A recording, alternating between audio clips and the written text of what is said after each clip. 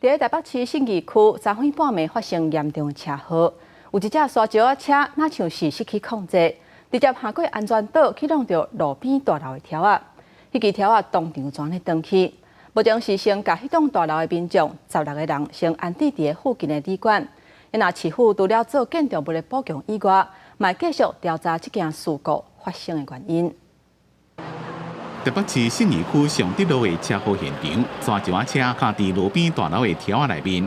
台北市派结构工程技师到场勘查，确定建筑物结构有安全的疑虑，协助5号16个人先到附近的旅馆住，同时也随进行建筑物的支撑补强作业。预定可能就做个3根这个钢柱，然后先把它稳定之后呢，再把那个砂石车有没有再把它这个拖走。我们也答应他3天内，我们一定把整个大楼各部分的结构做一个细节的这个鉴定。那如果没有疑虑，当然他们就可以搬回来。台北市政府先伫咧顶仔卡经3支 H 型钢架了，下到2点外把沙石仔车拖走，早期搁采3支钢架。